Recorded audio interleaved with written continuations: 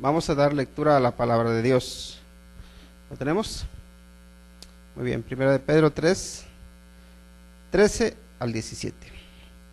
Dice lo siguiente: ¿y quién es aquel que os podrá hacer daño si vosotros seguís el bien? Mas también si alguna cosa padecéis por causa de la justicia, bienaventurados sois.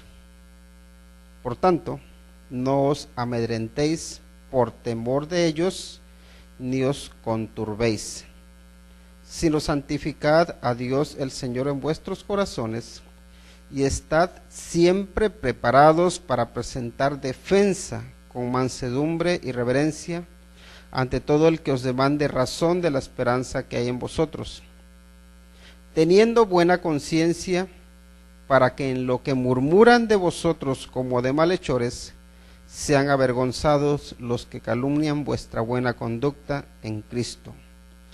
Porque mejor es que padezcáis haciendo el bien, si la voluntad de Dios así lo quiere, que haciendo el mal.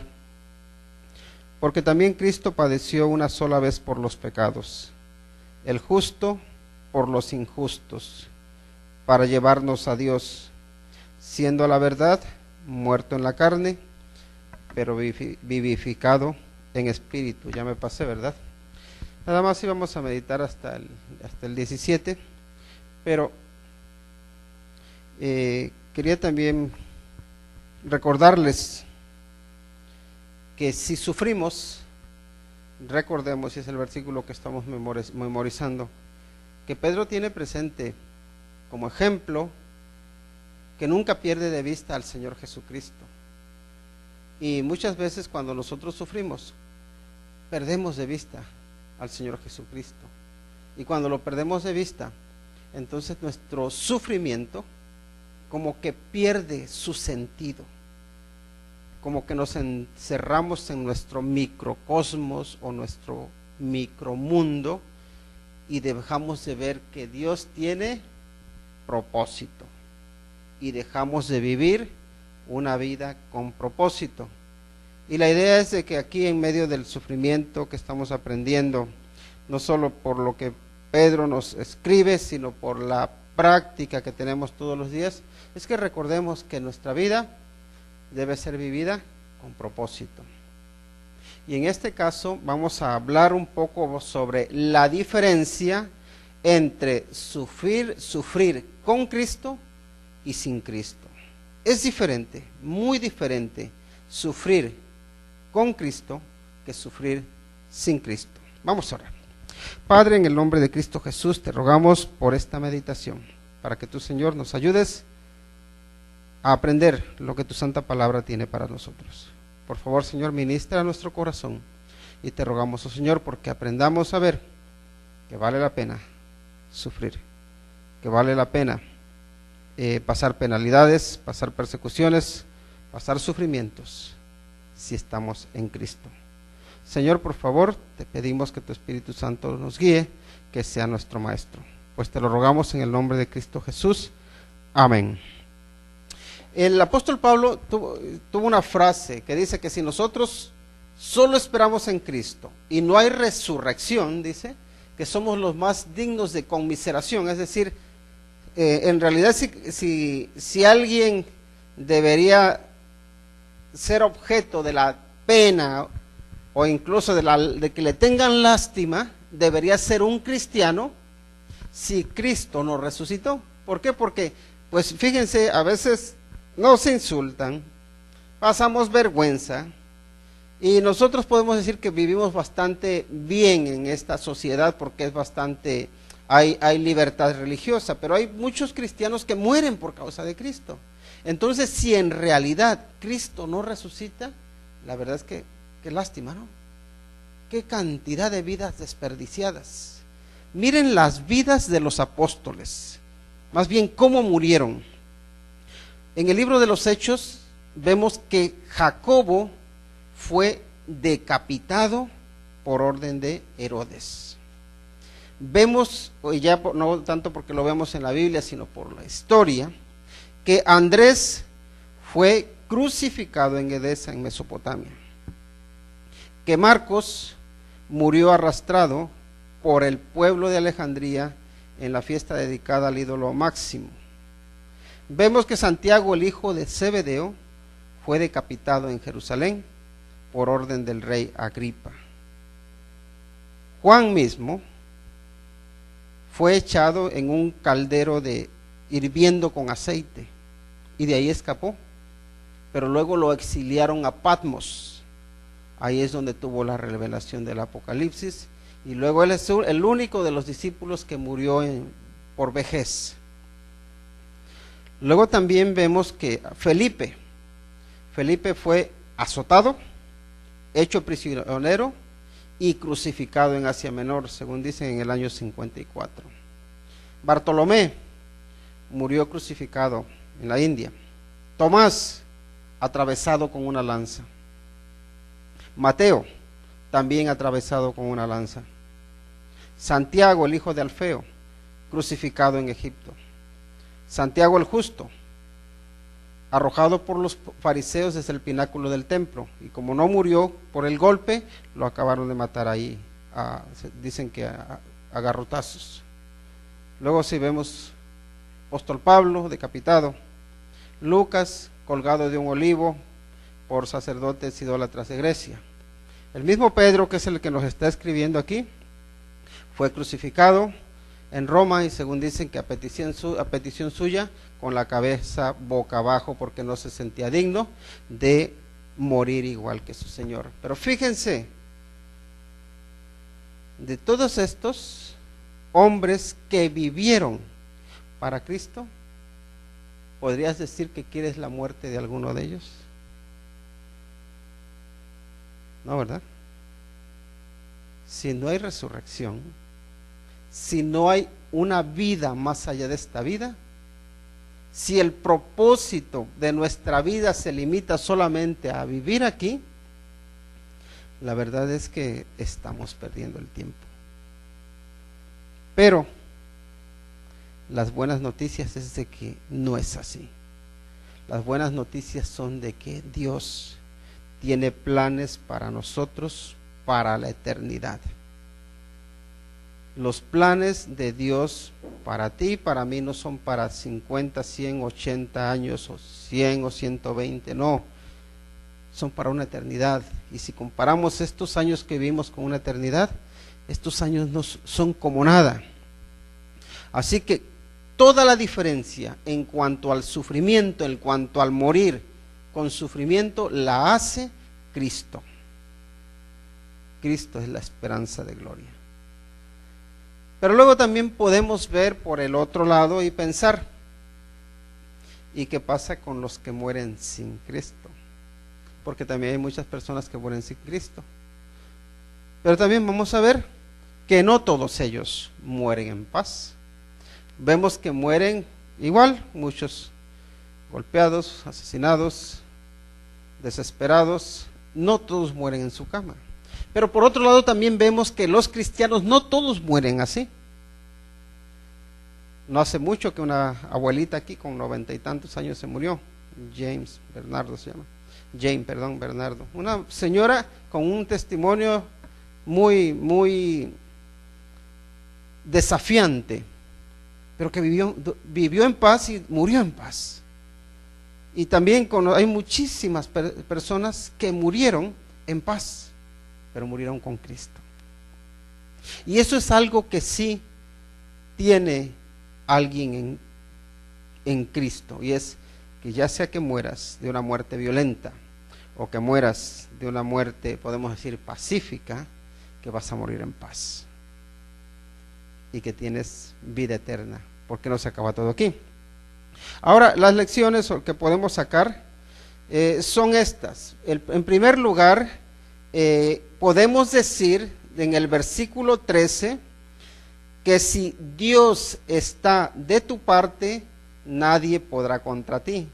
Escuchen con claridad. Si Dios está de tu parte, nadie podrá contra ti. Miren la pregunta que hace aquí Pedro. Dice, ¿y quién es aquel que os podrá hacer daño si vosotros seguís el bien?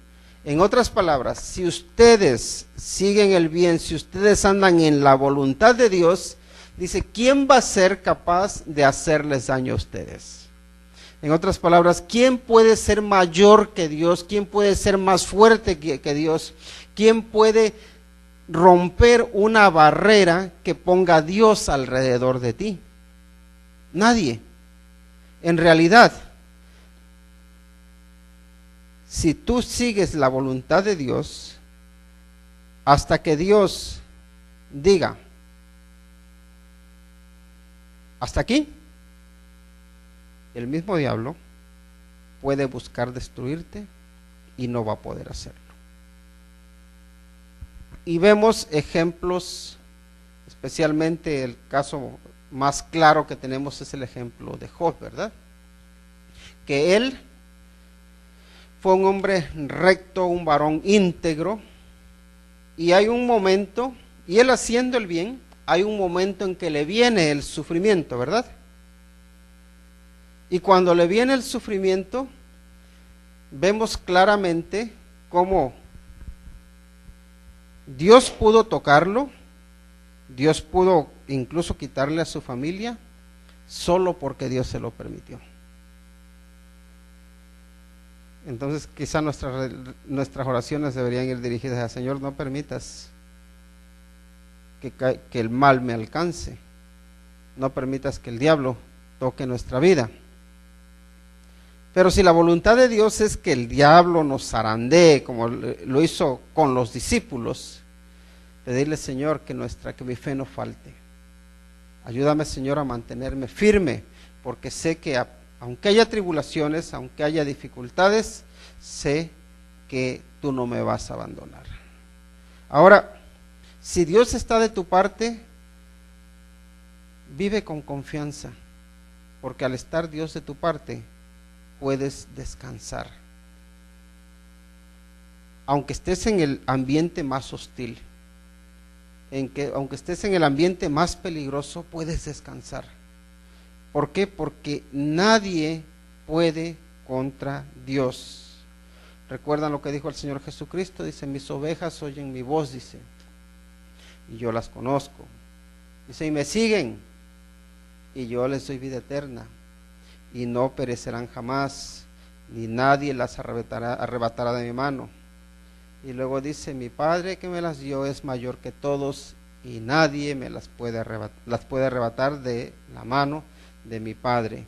En otras palabras, no hay nadie que sea más poderoso, más fuerte que Dios, y si tú eres una oveja de Dios, puedes descansar en Él. Así que sufrir con Cristo podemos decir que no te lo va a quitar nadie, porque el Señor Jesucristo dijo que tendríamos aflicción. Pero el sufrir por Cristo también y con Cristo implica tener seguridad, incluso en medio del sufrimiento. Y eso nos da, podemos decir, descanso, de saber que Él está en control, que Él está vigilando, que aunque vengan los enemigos a quererte dañar, a quererte destruir, que el Señor de alguna manera nada más deja que te toquen un poco, dice, no, pero hasta ahí, como pasó con Job, ¿verdad? Y seguimos adelante, y en el siguiente aspecto es que sufrir por la justicia trae bendición. Y miren en el versículo 14, dice, mas también si alguna cosa padecéis por causa de la justicia, ¿cómo dice? Bienaventurados sois. Dice, no hay nadie que te pueda hacer daño si tú sigues el bien, a no ser que Dios lo permita. Ahora, sí, cuando dice más, significa pero, también si llegas a padecer algo por causa de la justicia, bienaventurado eres. Y esa bienaventuranza tiene que ver con que es incluso una bendición. Porque, como dice el apóstol Pablo, que sabemos que a los que aman a Dios, todas las cosas, dice, les ayudan a bien. Esto es, los que conforme a su propósito son llamados. Entonces, el que tú sufras dentro de la voluntad de Dios, el que sufras con Cristo, Dios va a saber utilizarlo para el bien, para tu bendición. Quizá no lo lleguemos a entender, pero esa es la promesa que tenemos. Esa es la seguridad en la que descansamos. ¿Que saben qué? A Dios no hay nadie que lo tome por sorpresa. Ya ves que nosotros a veces estamos como desprevenidos, a veces estamos ocupados haciendo a alguien y llega otro por la espalda y nos dice, ¡ay! Y saltamos, ¿verdad? Y nos decimos, ¡ay! Me agarró de sorpresa, ¿no? Pero con Dios no pasa eso. Dios nos dice, uy, no tenía yo esto previsto. A veces nosotros que hacemos planes, ¿no? Y luego nos salen los inesperados. Y decimos, ay, no había yo pensado en eso. No, pero eso no sucede con Dios. Dios sí lo sabe todo.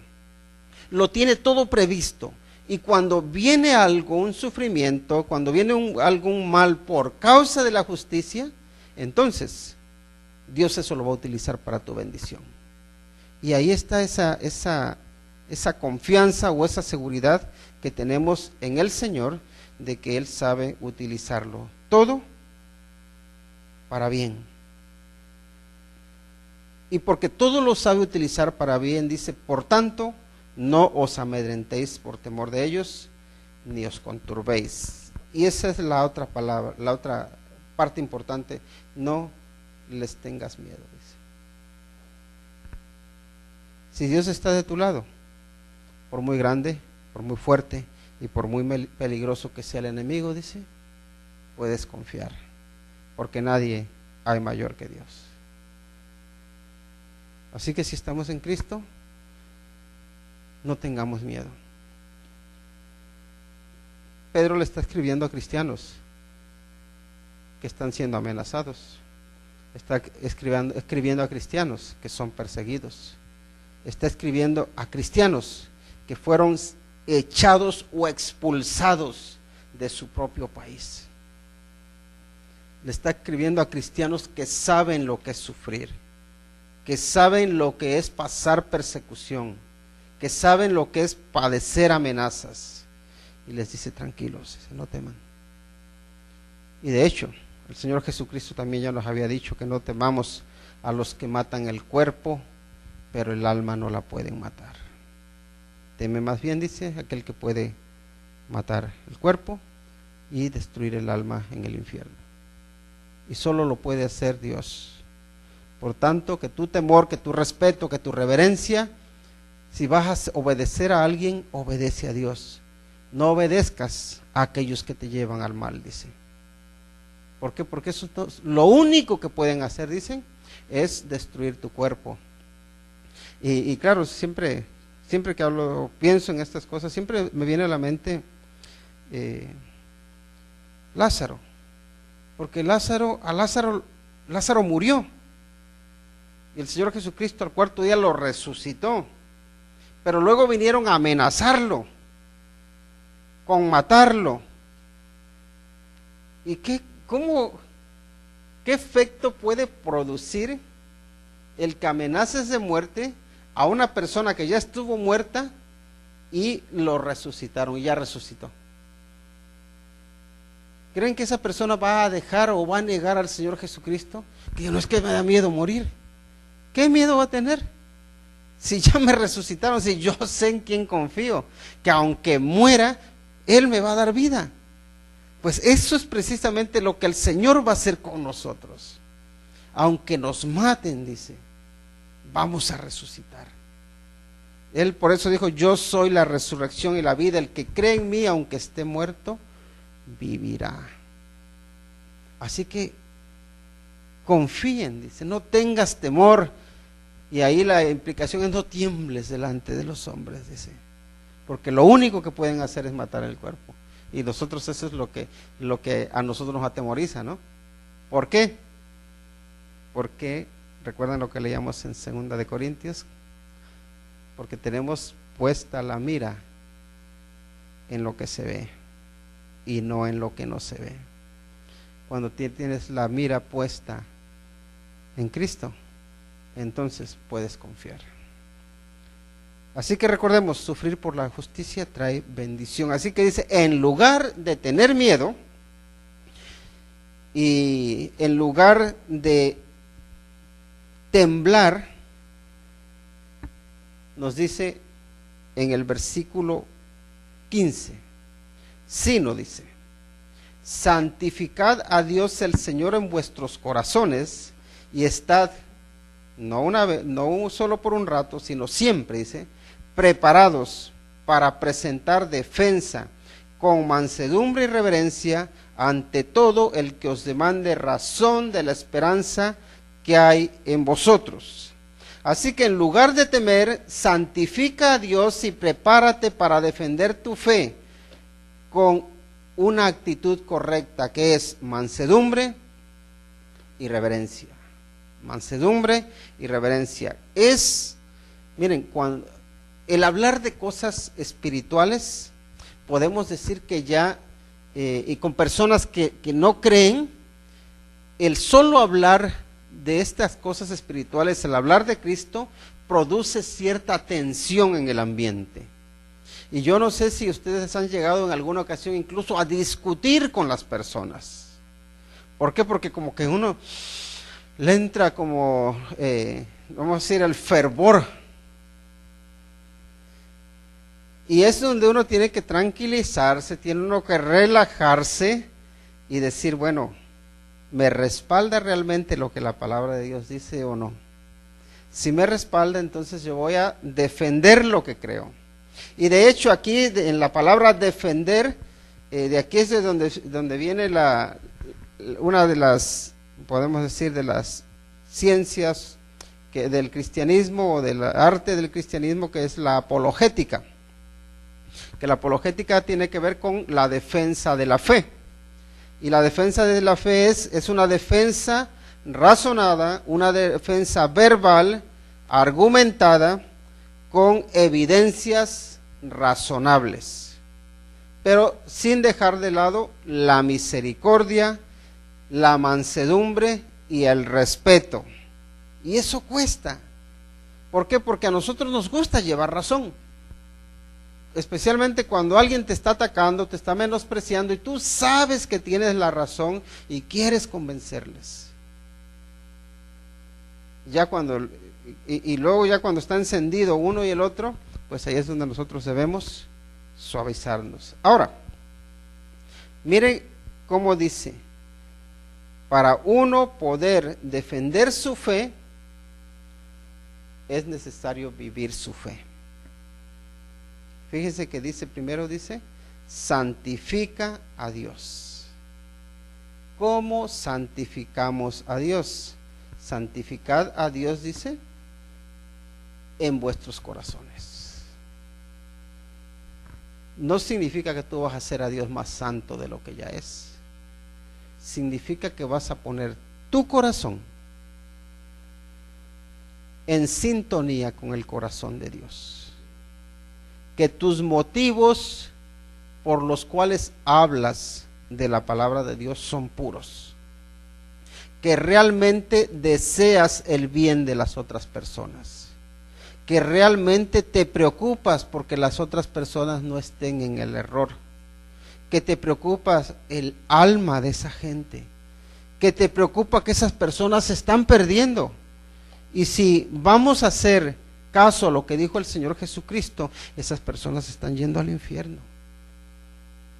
Y que esas personas están ciegas. Y si vemos en 2 de Corintios 4:4, nos dice que el Dios de este siglo les cegó el entendimiento para que no les resplandezca la luz del Evangelio de la gloria de Cristo. Y que estás tú allí, que Dios te ha puesto ahí para llevar una poca de luz. Y no porque tú seas mejor o porque que seas el Salvador, sino porque llevas al Salvador contigo, que es el Señor Jesucristo.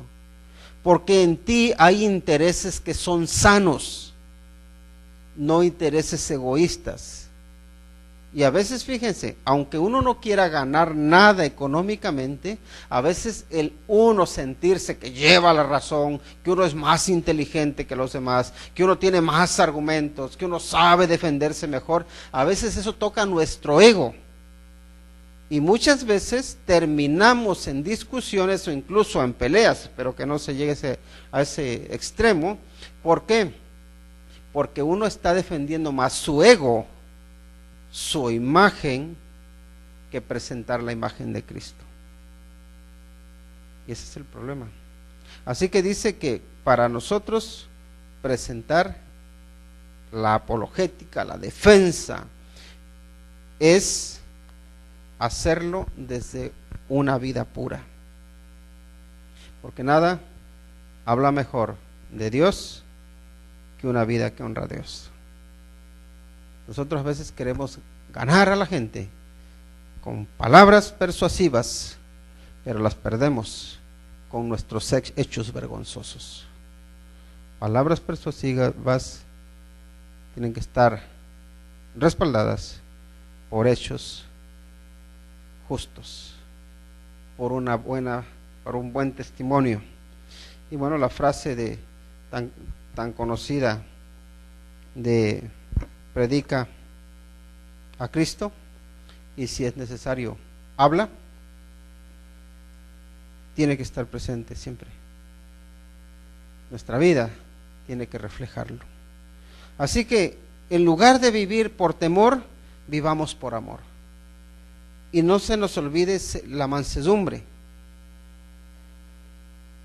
la reverencia. Pero recuerden que lo que estamos proclamando es esperanza. ¿Cuál es? Bueno, hay muchos problemas que tiene este mundo, pero uno de los problemas mayores que vemos es que mucha gente vive sin esperanza. La gente quiere saber cuál es tu esperanza. ¿A qué esperas? A veces uno dice, ¿a qué le tiras? ¿A qué le tiras? ¿Qué planes tienes? ¿Qué quieres hacer? ¿Cuál es tu esperanza? Es lo que están diciendo. ¿Cómo ves tu futuro? Y la pregunta es, ¿cómo vemos nuestro futuro? ¿Vemos nuestro futuro claro, gris o lo vemos oscuro? ¿Cómo vemos nuestro futuro? ¿Saben qué? A veces por la situación del país, por la situación que nos rodea, a veces vemos el futuro negro, ¿verdad? Decimos, es que no hay esperanza. Y a veces al ver en nuestro ambiente, en la sociedad, especialmente cuando vienen las elecciones, las campañas, cuando vemos para un lado las soluciones que ofrecen una y son malas, vemos por otro lado y vemos otras soluciones y son peores todavía, entonces a veces uno tiende como a ensombrecerse y decir, es que no hay esperanza, no hay solución, pero sí hay solución. Y la verdad es que la solución no es política, la solución es Cristo. Y ahí es donde debemos centrarnos como cristianos. Porque ¿saben qué? Por desgracia, a veces nosotros los cristianos a veces confundimos la esperanza en Cristo con ideas políticas. Incluso a veces cristianizamos a los políticos. Como, este sí es más cristiano. ¿Qué cristiano va a ser? No tiene nada de cristianos, pero nosotros, porque cree más o menos como yo creo que debe ser, ya los cristianizamos y nos equivocamos. No es así, no. Así que nosotros debemos defender la esperanza que tenemos, la esperanza que nos da Dios en su palabra, en Cristo Jesús,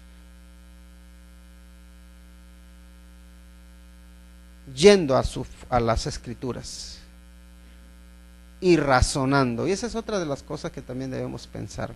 Miren, uno de los problemas que tenemos nosotros es que a veces no razonamos cómo se relaciona la palabra de Dios con lo que yo vivo el día a día.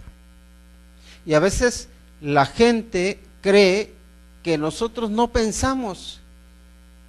Y ahora les preguntaba a los niños, ¿qué creen que sea la fe? ¿Y saben qué es lo que mucha gente cree de nosotros? Es que, si tiene fe, es una persona que no razona. Es una persona un poco que le han comido el cerebro. Es una persona que no es inteligente.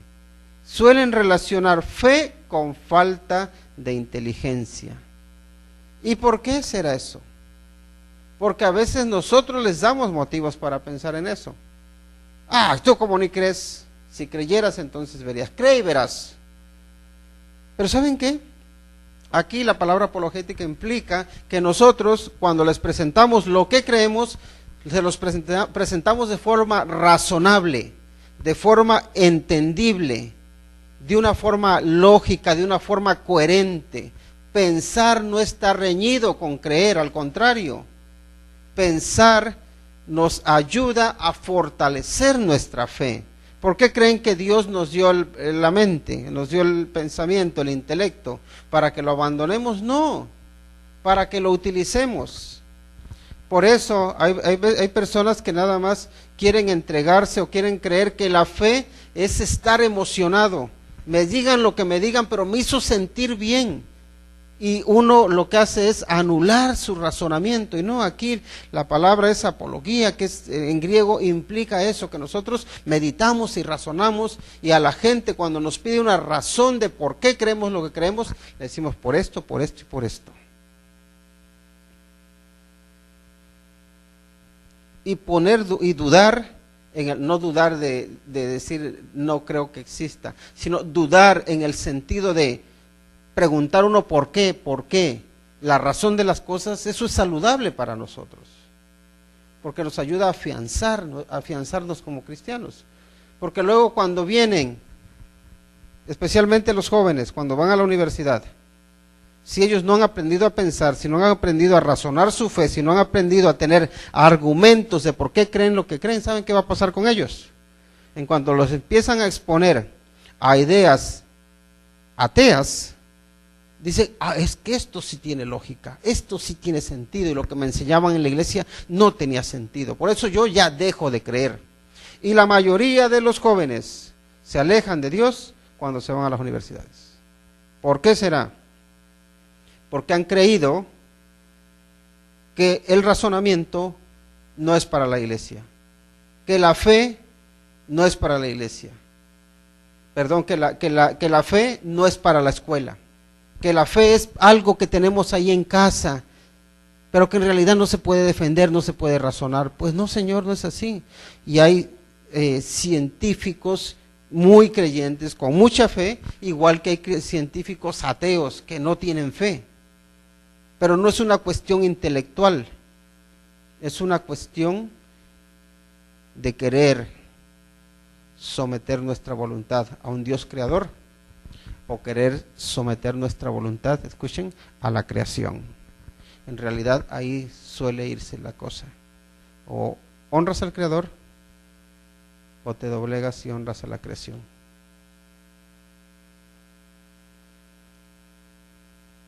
Seguimos adelante porque sabemos que a veces nos alargamos un poquito de más. El siguiente aspecto, y ahora es en el versículo 16, dice lo siguiente: teniendo buena conciencia, para que en lo que murmuran de vosotros como de malhechores, sean avergonzados los que calumnian vuestra buena conducta en Cristo. Una buena conciencia y una buena conducta vence cualquier calumnia. Escuchen esto. Una buena conciencia y una buena conducta vence cualquier calumnia. ¿Quién no ha sufrido de calumnias? Tú, podemos decir, con tu pecho sano, has querido ayudar a alguien. Y luego, con el tiempo, ves que tú, queriendo hacer el bien, te empezaron a levantar falsos. Primero, sí, hacía como que ayudaba, pero en realidad tenía estos intereses. Y luego te das cuenta y dices, pero no, yo no tenía ningún interés, y ya te calumniaron.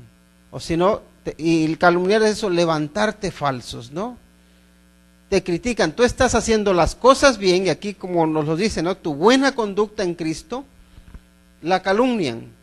¿Por qué? Porque argumentan que tienes motivos por ahí escondidos. Y cualquiera, podemos decir, ninguno está exento de ser calumniado. Ahora, recordemos que es necesario tener una buena conciencia y una buena conducta. ¿Por qué? Porque si tú estás limpio delante de Dios y tu conducta está limpia delante de Dios, aunque la gente te calumnie, al final es Dios el que te respalda. Y no les quiero decir que todo lo que te calumnie aquí, que en este mundo se va a limpiar. Muchas cosas creo que se van a limpiar porque con el tiempo cada uno suele quedar por lo que es. Con el tiempo cada uno suele, si es una persona recta, va a quedar como persona recta. Pero si es una persona que no es recta también, se va a manifestar.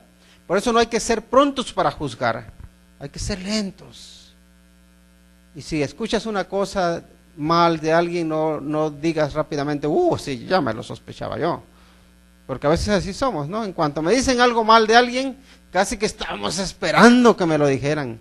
No, si yo tenía mis sospechas, ahora viene y se me confirma. Y resulta que no, que lo están calumniando.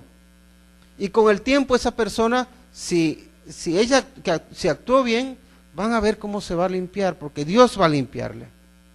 Pero recuerda que al final todos aquellos que te calumnian, que critican tu buena conducta en Cristo Jesús, van a ser avergonzados. Porque imagínense, cuando nos presentemos delante del Rey de Reyes y Señores, yo no sé si estarán ahí los que nos calumnien o no, pero que delante de todos tus enemigos, el Señor llegue y te dé en la espalda unos golpecitos y te diga, bien hecho, bien hecho. ¿Qué vas a hacer? No, hasta vas a ver y mirar de reojo, ¿no? Cómo les quedó la cara. No creo que haya tampoco ya el quererse un poco burlar de los demás. Pero ahí dice que van a ser avergonzados, porque no van a poder ocultar. O no vamos a poder ocultar que calumniamos a otros injustamente. Porque yo ya me estoy poniendo del lado de los buenos. A ver si voy a ser yo el calumniador y que diga yo hablé mal de él.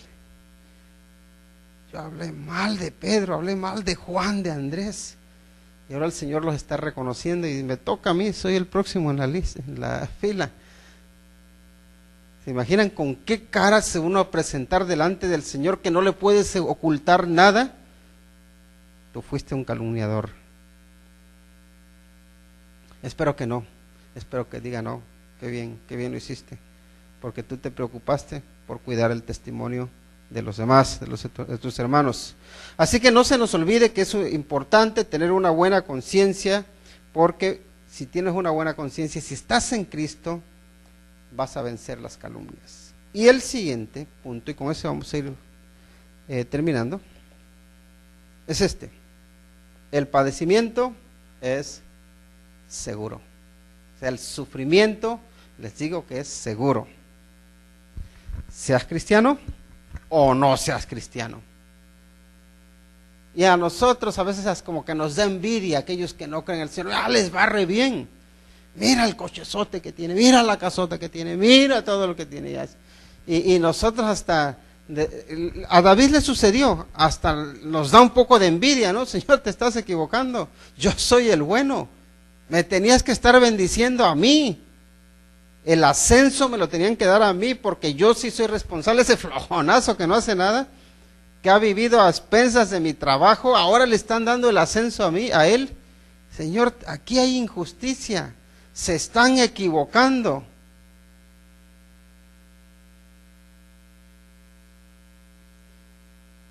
¿Sí? Ellos, por mucho que aparentan que todo les va bien en la vida, también sufren. Y uno de los mayores sufrimientos es vivir sin esperanza, sin la esperanza que da Cristo.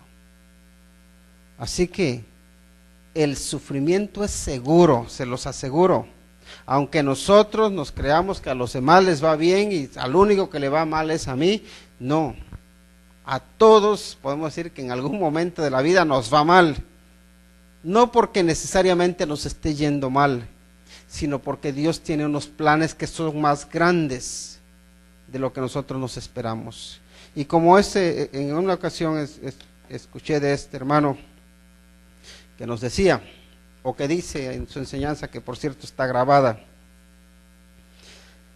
que Dios, si es necesario, va a sacrificar belleza externa por perfeccionar belleza interna. Y también puedo decir que es verdad, que si es necesario, Dios va a hacernos que pasemos por el fuego para que podamos ser purificados. Dios, si es necesario, nos va a hacer pasar por el sufrimiento para que podamos gozar con Cristo. Sufrir, todos vamos a sufrir. ¿Cómo sufrimos? Hace la diferencia. Si sufrimos con Cristo, nuestro sufrimiento tiene propósito, tiene sentido, tiene valor. Incluso podemos decir que el sufrimiento es una bendición. Y ahí es donde podemos decir la frase del apóstol Pablo de que demos gracias en todo y por todo, porque esta es la voluntad de Dios para con vosotros en Cristo Jesús. Yo sé que hay algunos que dicen que no, que solamente puedes dar gracias en todo, pero no por todo. Porque si tú das gracias por todo, incluso por el sufrimiento, es como que estás haciendo a Dios culpable de tu sufrimiento. Pues puede ser que sí, Dios sea culpable de tu sufrimiento en algunos casos, pero no porque Él quiera destruirte, sino porque tu sufrimiento lo quiere utilizar para hacer de ti un mejor cristiano. Así que, si sufres, asegúrate de que es por Cristo, porque tu sufrimiento se va a ver recompensado y se va a convertir en bendición. Y vas a poder decir, Señor, gracias, incluso por este trago tan amargo por el que he pasado, porque ha hecho de mí un mejor cristiano. ¿Qué es lo que pasa con Job? Job tiene muchas cosas, pero algo que a él le caracteriza es que en todo el sufrimiento que él pasa, en todo ve propósito. Dice que él no atribuyó despropósito a nada de lo que le sucedió. Eso es importante, que veas que Dios es un Dios de propósito. Puedes pasar por enfermedades. Esta mañana, un hermano que su esposa, él está ya bastante delicado, pero su esposa también, que está muy enferma, dice que él estaba ahí limpiando un poquito fuera de la casa y es como que escuchó un grito, pero muy, muy quedito. Dice, ¿no será mi esposa? Así que se va para adentro. Son dos viejitos que viven juntos, ¿no? Viven solos. Entonces se va para adentro y ve a su esposa ahí tirada en el suelo, viva, pero en un charco de sangre, literalmente. Y ya ven que la sangre como es escandalosa, pero también el pelo ahí con la sangre pegada. Y claro, el hombre rápidamente llama para que la atiendan, lo llevan al hospital y bueno, está estable. Pero lo que dice es esto, dice, de las cosas que más me cuestan a mí es tener paz en medio de este sufrimiento, es tener gozo en medio de este sufrimiento, dice, es ver a Dios obrando en medio de este sufrimiento. Y su oración es que el Espíritu Santo nos ilumine para que podamos ver el propósito de Dios en medio de este sufrimiento. Que Dios a cada uno de nosotros nos ayude para que veamos su obra en cada uno de nosotros.